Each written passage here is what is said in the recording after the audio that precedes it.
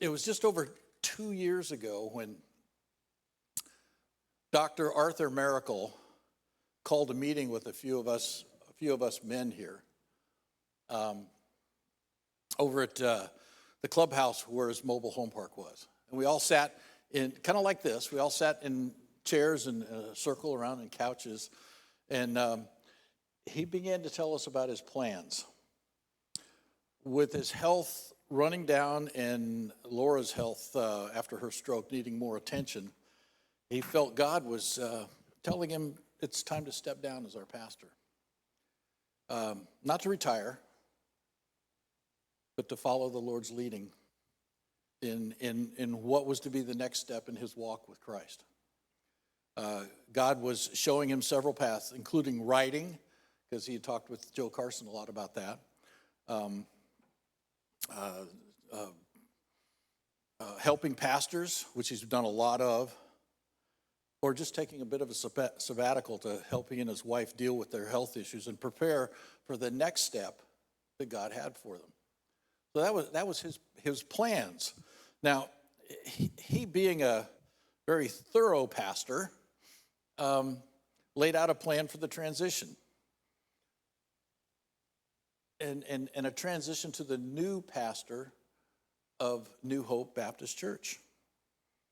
He suggested a timeline for the transition, and he'd also prepared a list of potential pastors for our, I guess you would call us a pulpit committee, the guys that he got together that night. He had a list, and it's not necessary to mention who the others were on the list, but on the list was William Miracle. We went around the room to discuss how each of us felt about the situation and the candidate list. Two of the men in that room had pretty much the same observation or story. That they said that we knew Pastor had health issues, and they had talked about it at home, and that if Pastor and his wife eventually did decide to step down, in their homes, the husband and the wife of those two families, and maybe there was more, but these were the only two that said anything, said that we prayed that William Miracle would be our next pastor. The next pastor of New Hope Baptist Church. And of course, we all know where William was at the time. He was settled in Georgia. After a year long of not knowing, the adventure they went through of not knowing, if they were ever going to be able to get back to China, the ministry that God had called them to. We had several meetings. We met with William. We prayed constantly for God to make it clear what was to be done. William, on his own, went and got a lot of biblical counsel.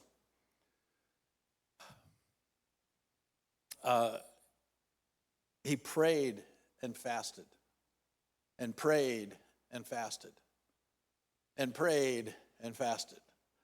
What was it, David? It was a month. He didn't want to give us an answer for a month, something like that. So he was really searching to what God's direction would be on this.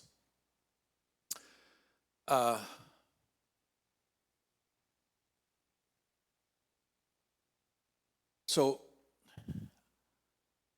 I believe what happened was God was answering the prayer of the families in this church to bring William be our pastor.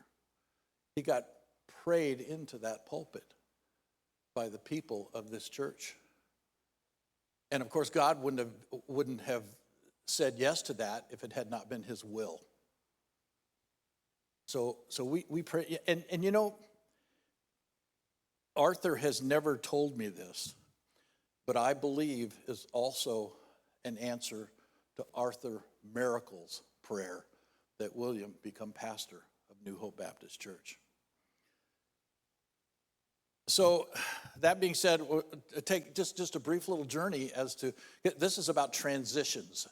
This was a transition for New Hope Baptist Church. But let's look at the last year. The journey we've taken as a church, and perhaps as individuals this time in this year.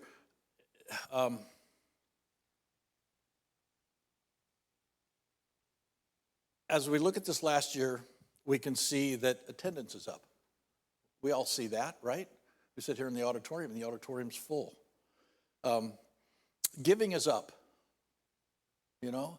And we just made an incredible increase in commitment to our missionaries as a church.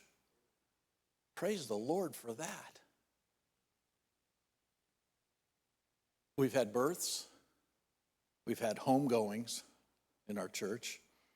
We've seen people struggle with issues. We've seen joy in people's lives as well as in the church.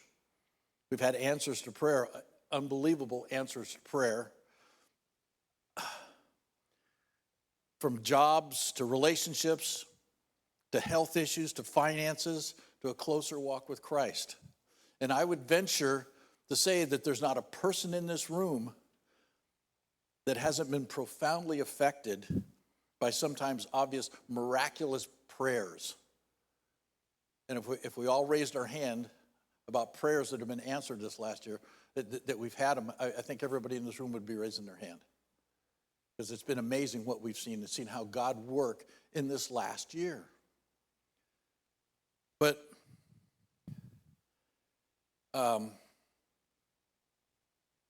during the past year, pastors provided us on Sunday mornings and evenings the tools that we're to use as we are under construction as a church and as individuals.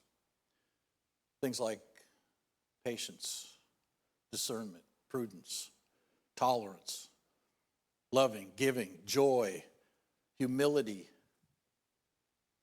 Anybody remember what he preached on last Sunday? Come on. What was that? Sacrifice, absolutely. Yes, Victor. Sacrifice. And there have been so many others. There's been over 50 weeks of this. Who can think of another one of you besides the ones I said? Loyalty. Humility. Oh, yeah. Persistence. Okay, that was what you were going to say. That's being persistent. You still kept your hand up. But it's amazing. The tools that we need as individuals to go forward. Tools that we need for New Hope Baptist Church to go forward. And then Wednesday nights, our normal Wednesday night services are, to me, they're incredibly enjoyable. I don't feel like I'm going to anything that I don't want to go to. You know, we have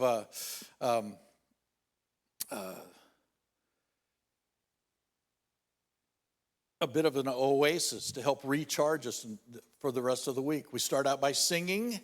Tonight we just sang 2 songs because it was just David. When pastor's up here, he's got us singing our parts, you know, and we're learning.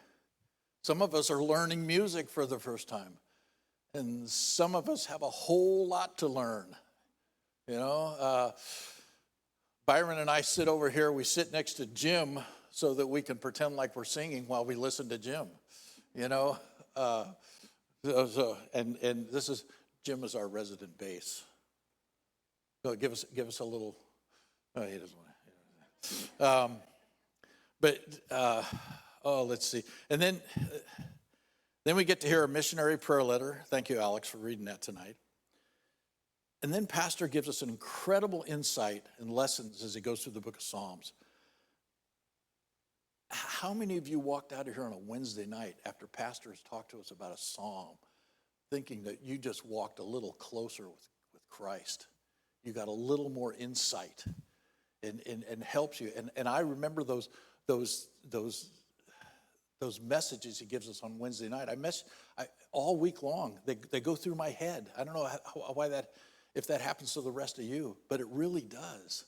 We're getting fed on Wednesday nights. If you're not here on Wednesday nights, I know you teens are in there having to listen to David, but Wednesday nights we are getting fed in this room. Praise the Lord for that. And then we get, and then he asks for additional prayers to add to the prayer list, and then we usually go and pray. But I want to talk to you about a particular prayer. As most of you know, my wife suffered from bipolar. It used to be a thing that nobody would talk about. But in the last few years, she wasn't shy about it at all.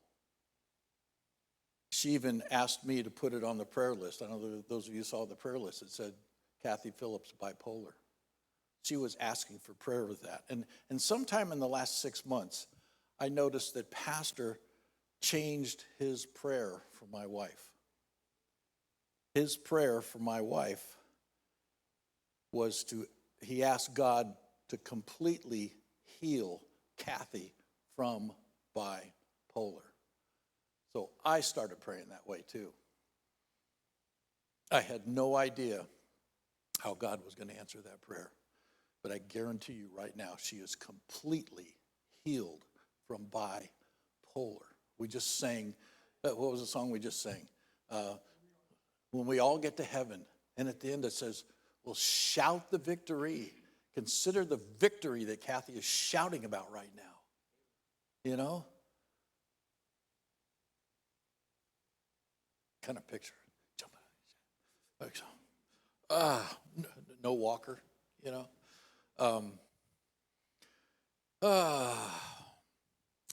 One of the things I can truly say about Kathy is that she was a true prayer warrior.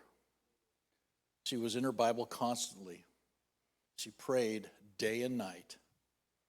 I'd often wake up at 2, 3, or 4 o'clock in the morning and hear her praying for our kids, for our grandkids, family members and friends who weren't saved. The church prayer list, there's many people here in this room that she prayed for constantly. Our pastor and his family, our missionaries. I was going through her stuff. And, you know, I scanned the missionary letters.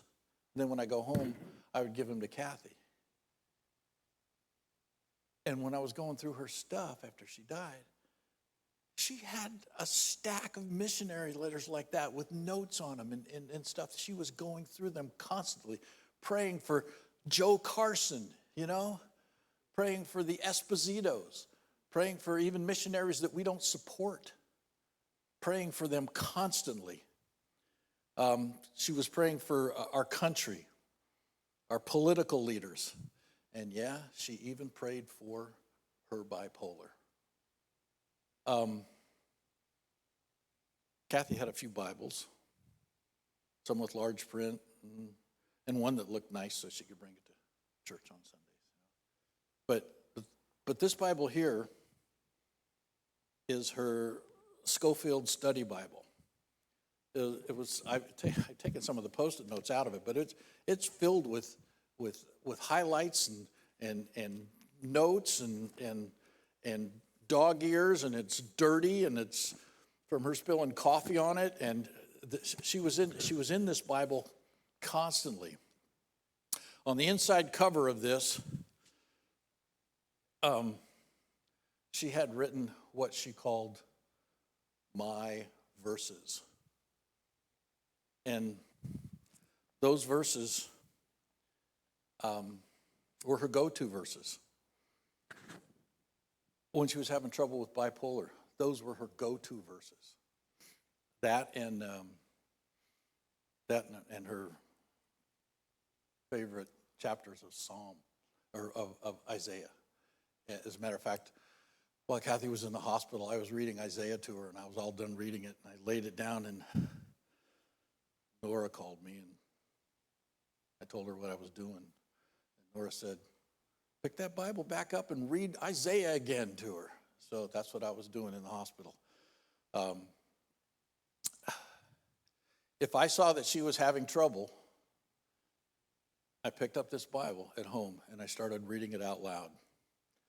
And it wouldn't take long for things to settle down. In the 7 weeks since Kathy went to heaven, I've had tremendous ups and downs. Feelings of excitement and understanding where Kathy is and shouting in heaven, feelings of guilt that I could have done better as a husband, feelings of emptiness because, and that's what, we went to lunch that one day and somebody said, how are you feeling? And I said, the word is empty. There's feelings of emptiness because I felt my purpose for going on was gone. But I had feelings of warmth when I considered all those memories from 52 years of marriage. And it was that continuous roller coaster in my house, and it still is, No one asking me, how was your golf game today? Or what are you teaching on Sunday morning in Sunday school? Or Cubby looking for Kathy. Going through pictures, sorting Kathy's things. And so many other things that cause this emotional roller coaster. But now, Kathy's verses have become my verses.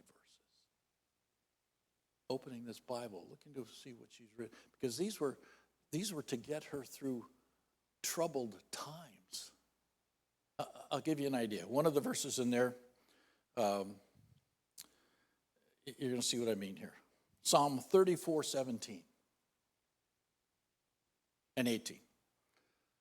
The righteous cry, and the Lord heareth, and delivereth them out of all their troubles.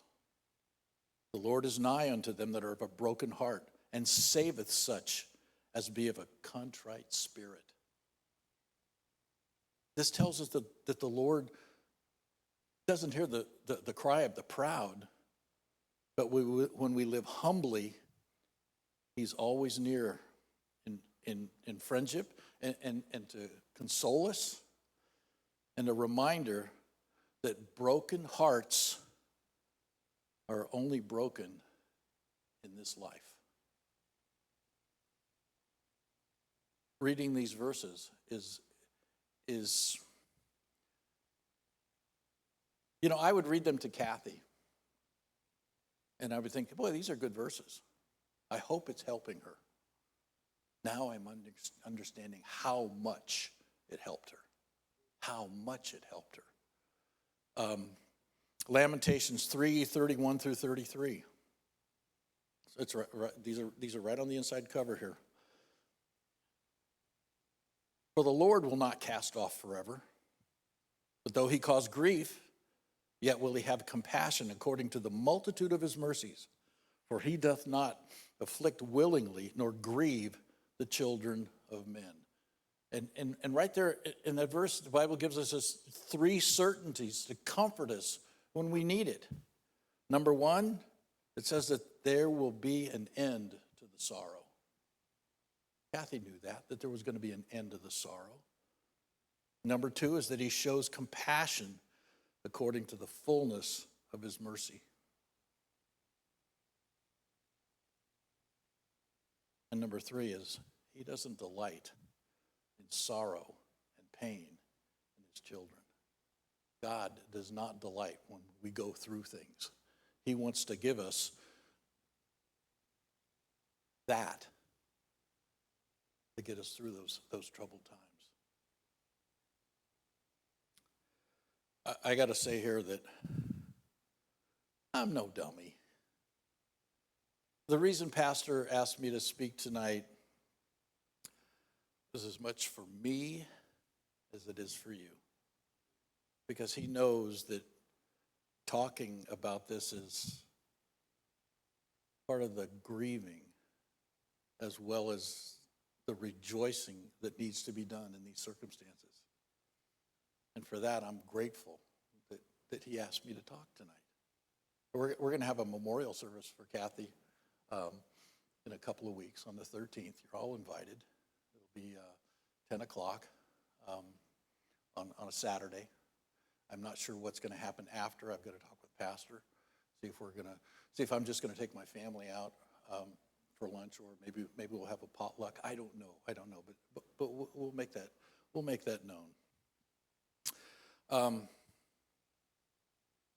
But I'm grateful that Pastor has asked me to talk.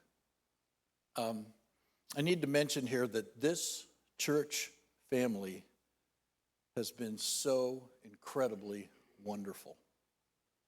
The cards, the letters, and the goodies. Yeah, lots of goodies. My kitchen table's still full of goodies. I have to get them all the way to the back so Cubby doesn't get them, But I am enjoying them. And just comforting words. It's all been wonderful. I hesitate to mention names here because I don't want to leave anybody out. I really don't. But Nora, thank you for all that you've done. It's been wonderful. Thank you for your support.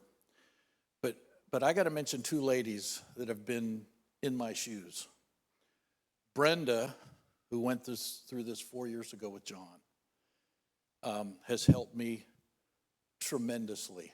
Within the first few days, she wrote me a long letter that really, really helped me tremendously.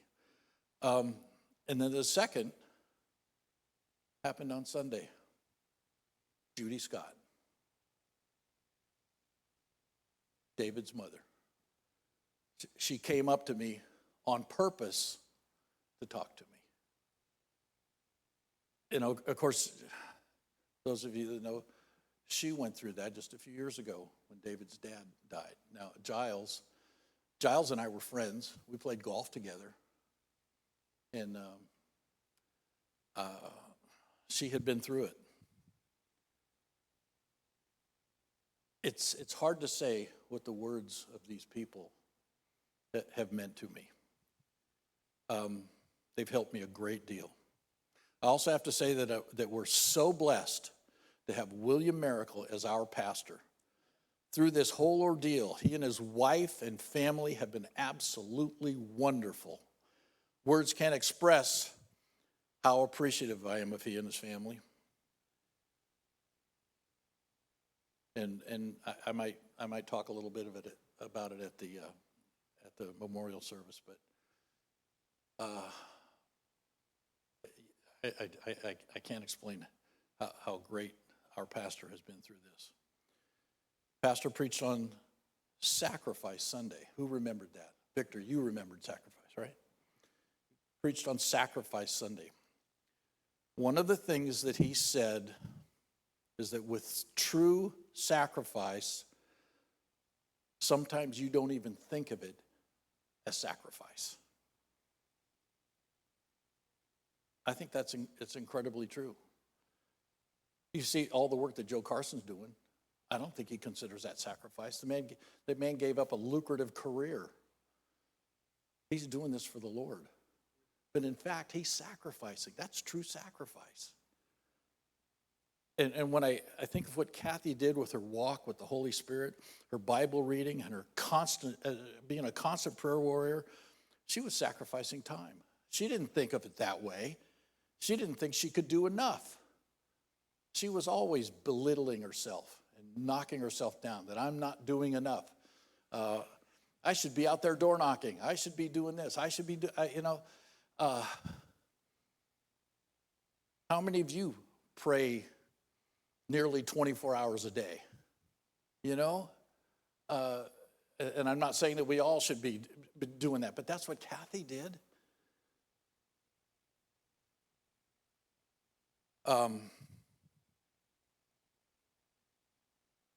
There's a hole in my heart and in my life right now. I don't know what God has in store to fill it, but I know he has something in mind. I'll be patient and let him show me what path I'm going to take going forward. Perhaps it's just to be there when another John Gibson or Giles Scott or Kathy Phillips goes home to heaven, leaving a grieving spouse, so I can be there to comfort. Maybe that's what he has in store for me. I don't know.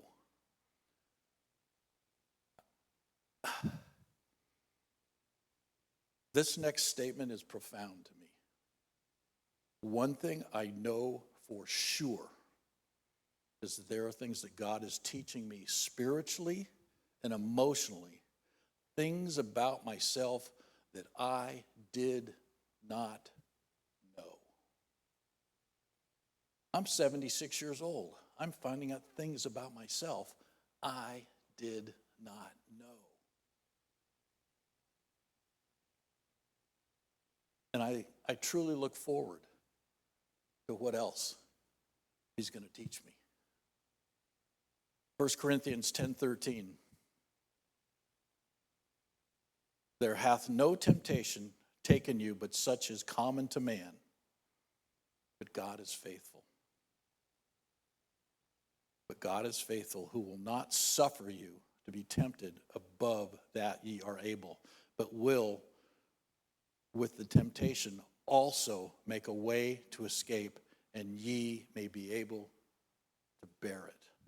Paul tells us right here in 1 Corinthians that temptations and trials will be proportionate to our strength. God knows our strengths and knows what we can take. Not that sometimes it won't be tough. I mean, we've all been through tough things. But he will enable us to land squarely on our feet. And I will trust him at his word. I honestly believe that that's what he's going to do. I don't know what it is. I don't know what he's got in store for me. But I'm going to trust him to do what he says he's going to do. Now, back to the path that God has for our church. I believe that God has great things in store for New Hope Baptist Church. We've been given the tools. Yeah, we're under construction. He's given us the tools. On Sunday mornings and Sunday evenings, we get to learn all about the tools, but he's given us a lot more than just those tools. We have a great and loving congregation. I've seen that. I've seen that over the last 7 weeks. I'd seen it before, but it got personal here. I've seen what kind of people are in this church. We have selfless leaders. I think we all see that all the time. And Sunday school teachers and people that work, and people that pastor talks about them cleaning the bathrooms and vacuuming and watching the kids and teaching little ones. And I always think about when I was teaching little ones, and now I see Cora, I see Lauren, I see these kids. I think about the Sunday school teachers and what they're putting into these kids. We have and that being said, God's given us a great group of young people that will be the next generation of leaders. We see them running around here doing stuff. We see them participating in VBS. We see them up here on the, you got the Victors and the Josiahs and the Ruth and Alex and Jenna and Ben and Susie and Gabriel and Hannah and Dave and Marco and Ty, and it goes on and on and on, what we have here in this church. And those are probably the most important part of our church. On Sunday in here, I talked about to the teens about this, about being blindsided. We have to make sure that the kids in this church are not blindsided by Satan, because there is people right now, and these young people know it because they see it and hear it. They may not be telling you, but Satan is trying to blindside them right now, trying to blindside them with things of the world. And that little old Baptist church you go to is teaching you lies. That's happening to kids in our church right now. And as adults, we need to make sure that doesn't happen. I think about, there's a statistic, and I've said it many times. I talked about it Sunday, again and again and again and again, and I've talked about it. There's a statistic that 75% of kids, when they hit 18, hit the road. There's also a statistic that 33% of them will come back because they start seeing the truth, or they get so far down. God has taken them so far down that they got to get back into church. They know it. I don't want our kids to have to go through that. Don't want that to happen to them. We have a responsibility to the young people of this church. And it's a responsibility to this church that we have. I love our youth leaders. You guys do a marvelous job with the teens. It's fantastic. But when you think about our teens are here on a Sunday morning, they're here on a Wednesday night, what is bombarding them the rest of the week? What's bombarding them when they're in school? What's bombarding them when they go to college? Who's bombarding them? Their friends, their music, their entertainment? The wiles of the devil, just attacking them. And I'm not saying everything out in the world is bad, but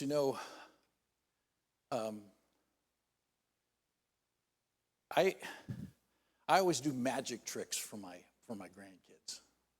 And I can take a coin and I can go like this and I go like that, and it disappears, and they're just absolutely baffled.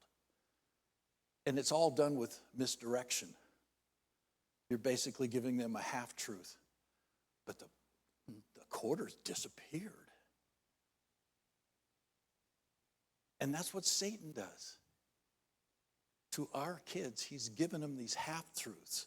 He's given them misdirection and guiding them right down the path he wants them to go to. And we all know it. We're all out in the world every day. We all know it. We see it. You can't get around it.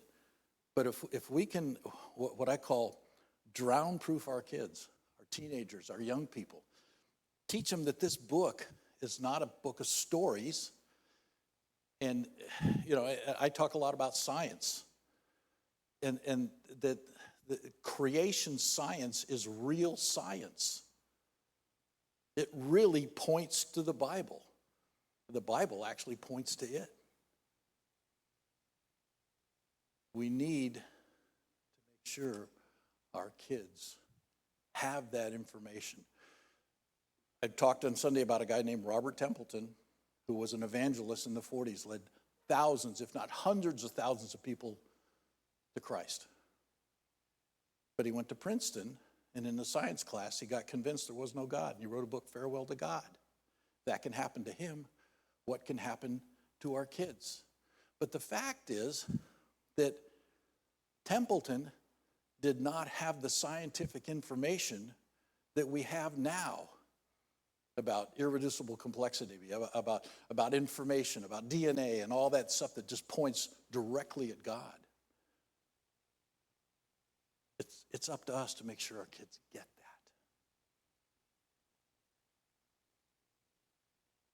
that. I don't know why I got off on this thing about our kids, but it's really important to me. It's really, really important to me because I have seen it happen in several churches that I've been in. And I think about Berean. I think about the great youth group we had there, and I also see what some of these kids are into. They're not kids now, they're adults with families. But what they're into, I see it on Facebook, because a lot of them are on Facebook. And it's true. 75%, and some of them went back, so let's say 50, 60% of them are in the world. Some of them have had real problems with drugs and alcohol and all kinds of things. But David, why did you let me go off on a tangent like that? And then my computer shut off on me. So, but we have a wonderful church here. We have a great place to raise our kids. This church has been great to me through all of this. I don't know what God has in store for me, but I'm sure he's going to tell me. He's going to show it to me. I am going to Australia March 2nd. I won't be here. Well, I'll be here that morning.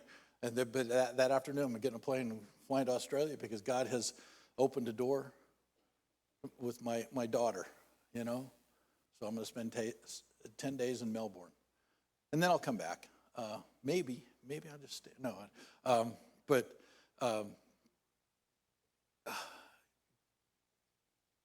a wonderful church, a wonderful pastor and his family.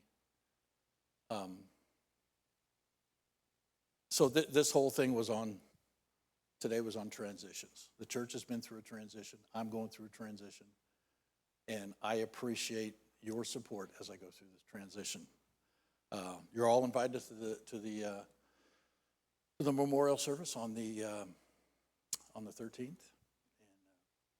let's have a word of prayer. Father.